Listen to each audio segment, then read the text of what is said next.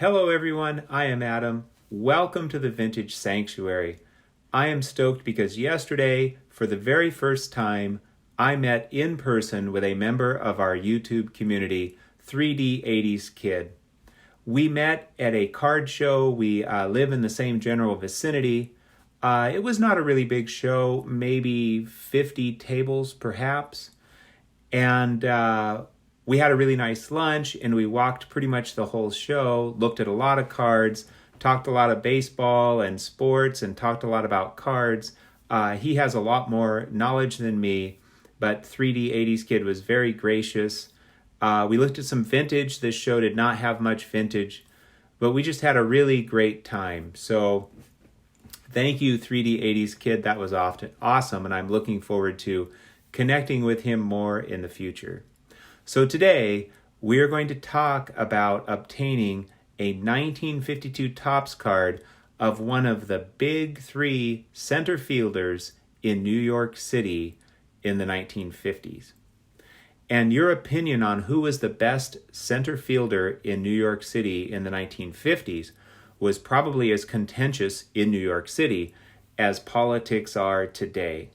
And of course, your opinion probably followed your loyalties. So if you were a Giants fan, you would almost certainly say Willie Mays, the Say Hey Kid.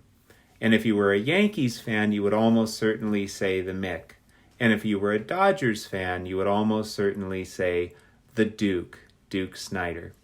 So let's say we wanted to get today a 1952 Topps card of one of the big three center fielders of the 1950s from New York City. And so let's say we start with Mickey Mantle, and let's go for the typically collector-friendly grade of an SGC3. Well, here's the deal.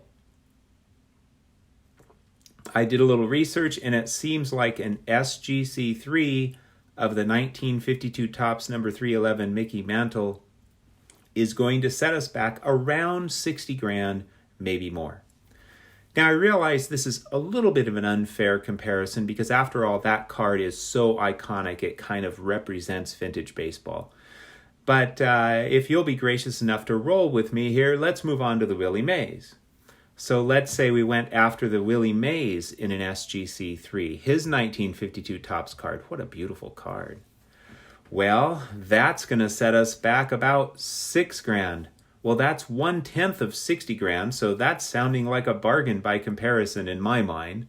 Still, that's a lot of money for the typical collector. All right then, what about the Duke? Well, it just so happens last December, and I think I got a great deal on this card. Last December, I picked up an SGC3 of the 1952 Topps Duke Snider card for $100. It was a buy it now from a major dealer, and I snapped it up, and I think it's just a beautiful card. So $100, that's a lot less than $6,000 for the Willie Mays. In fact, it's 1/60th of the cost. And it's a lot less than $60,000 for the Mickey Mantle. In fact, it's 1/600th of the cost. Now, to put this in perspective, suppose a collector has a hobby budget of $100 per month. By the way, for many years, I had a hobby budget of $100 per month. And, that's a lot less than some people, but a lot more than others. We had money, but we were using it in different ways. We were, putting a lot of money into our kids' education and so forth. So, hobby money was not the priority. And I managed to build up quite a collection, mostly coins, over years at $100 a month. And, I still have many of those coins, and they're worth, more than I paid. And so I've sold off some of those to buy cards. And so I'm really blessed to have that piggy bank, so to speak. But there's probably a lot of collectors out there that have about $100 a month to spend. And of course, some have a lot more and some have less. But let's just roll with this $100 a month.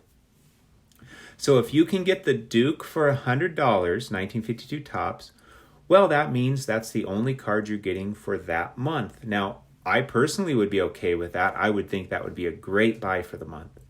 But what if you want the Willie Mays? That's going to be $100 a month for 60 months. that's 5 years. You'd have to not buy a card for 5 years. And then once those 5 years is up, maybe that card has not changed in price. Maybe it's came down, but it may very well have went up even more. You might have to save longer. Okay, now what about $100 a month on the 52 Topps Mickey Mantle? That's 600 months or 50 years. I'm 58 years old now. If I start saving $100 a month toward that 52 Topps Mantle, I'm going to be 108 years old. I'm almost certainly going to be gone before then. Not only that, with inflation, by the time I save up my 60 grand, the mantle might just be, who knows, 200 grand or 100 grand or whatever, more than my 60 grand. And so you can see the dilemma here. I love finding alternatives that the average collector can reasonably obtain, and I think this 1952 Topps Duke Snider is one such alternative. So let me get you looking at the card. I'll say some things about comparing Mickey, Willie, and the Duke during the 50s, and then I have another card to show you of the Duke as well.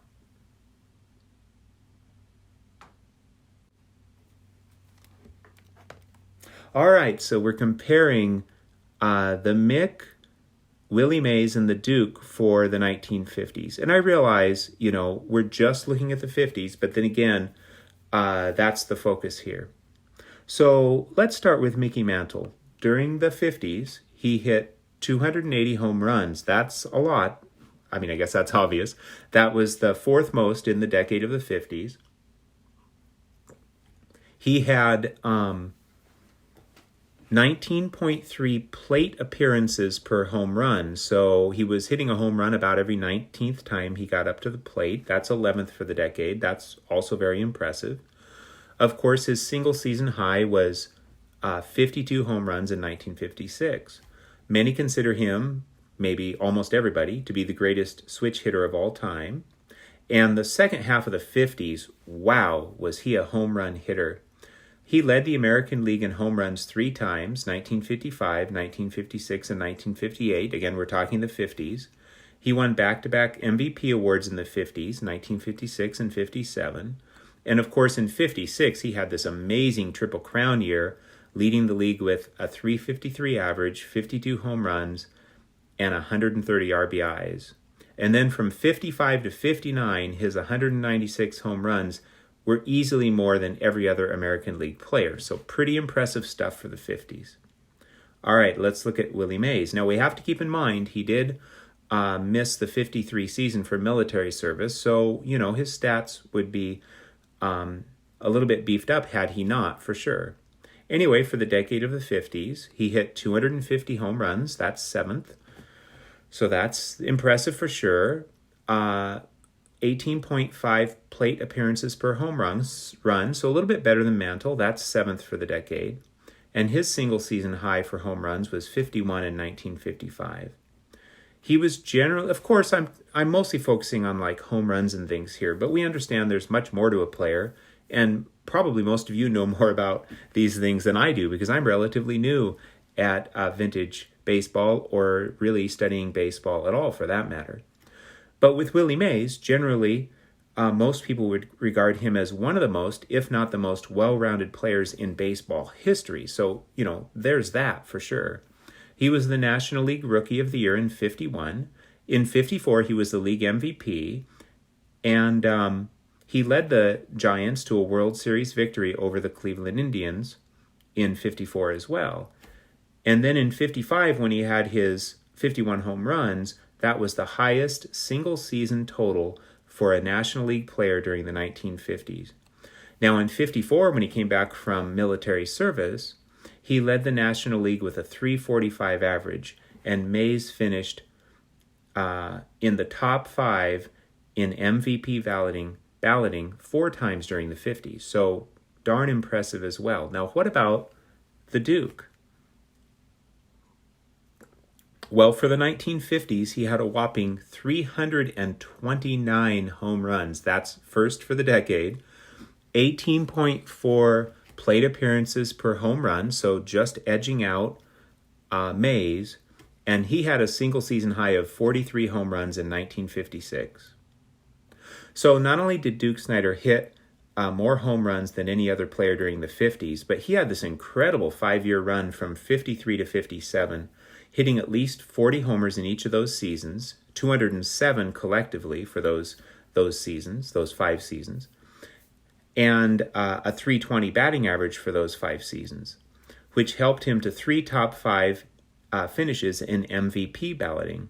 Also during that time, the Duke helped lead the Brooklyn Dodgers to 3 World Series appearances against the Yankees, and they won the championship in 1955.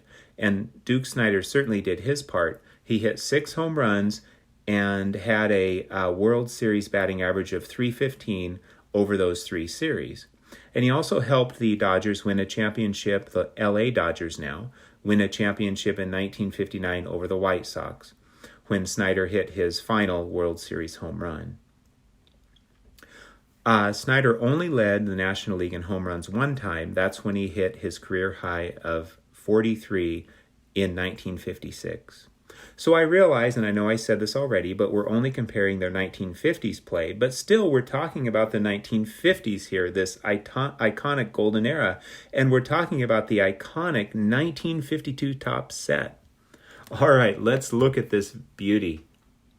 So like I mentioned, last December, pick this up at a buy it now for $100. I don't always mention the price, but now I am because, we're kind of comparing rough prices for the 3 best New York center fielders on the 3 big teams from the 1950s. By the way, this one has a little bit of a pinkish tone in his jersey. Notice that. I think that really enhances, kind of like the Ted Klaczewski. Some of the Duke Sniders have this, and I think it's really gorgeous. And then let me give you a nice look at the back. Yeah, I am so stoked. Look at that, 29 home runs. I am so stoked to have this card. I think it's just such a beautiful card. And wow, this is a 1952 Topps Hall of Famer here. This is the guy who, talk about World Series play and regular season play during the 1950s. He is right up there. And I didn't have to save, 5 years for it and not buy any other cards, or 50 years and not buy any other cards. Well, I happen to have one more Duke Snider, so let me show you this one. This is his 1954 Topps card. I know that Don of Don's Field and Dreams, he knows how to pick beautiful cards, by the way. Wow. I know he's not a fan of this green so much on the fronts of the 54 Topps. I think he calls it a pea green. Personally, I just love the green. So Don, if you want to do some trading, you trade your pea green cards to me and I'll give you some of the other colors. But this card is just, sharp. It's a 5. It's an SGC 5. But wow, I really love this image. Just absolutely love this image.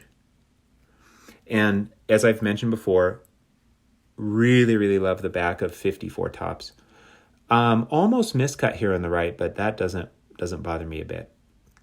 Beautiful card. Look at that. Notice 42 home runs, 126 RBIs, 198 hits, just shy of 200. This would have been for the 53 season, of course. And a 336 batting average. Wow. Of course, we're not focusing on the fielding. That's an important part too, certainly. After all, hitting a home run versus saving your, keeping the other team from getting a home run or keeping the other team from getting a run is, arguably just as important as creating a run for your team on offense. Well, plus, there is no Mickey Mantle in this set, 1954 Topps, but there is a Willie Mays. That's a card that I showed off recently.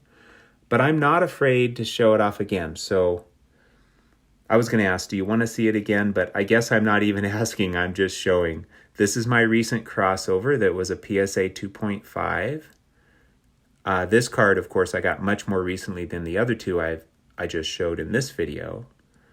But I thought, you know what? I'm just going to take this excuse to show my only Willie Mays card at this point again. This is just a screaming beauty. It is just gorgeous. You can never tell, by the way, when you turn over a 53 tops, you can never tell, unless you're an expert, whether you're going to have it turned right side down or upside down or right side up, just the way they printed these. It was not consistent by any means, so that's kind of interesting, but wow.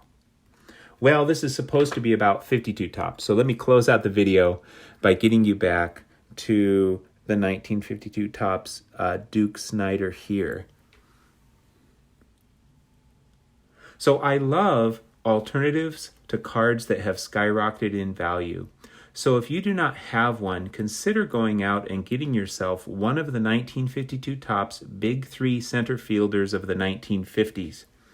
Depending on your budget, I guess you could get this one some month in the future, or maybe some years into the future, get the Willie Mays, or maybe some decades into the future, get the Mickey Mantle. Well, I'm going for the Duke for now because that's much more attainable. If you already have the Duke, I'd love to hear about that. Heck, if you already have the Mays or the Mantle, I would love to hear about that as well. So I offer this as collecting advice for your consideration, but of course, and obviously, it's entirely your call. I hope you had a wonderful and peaceful time in the Vintage Sanctuary.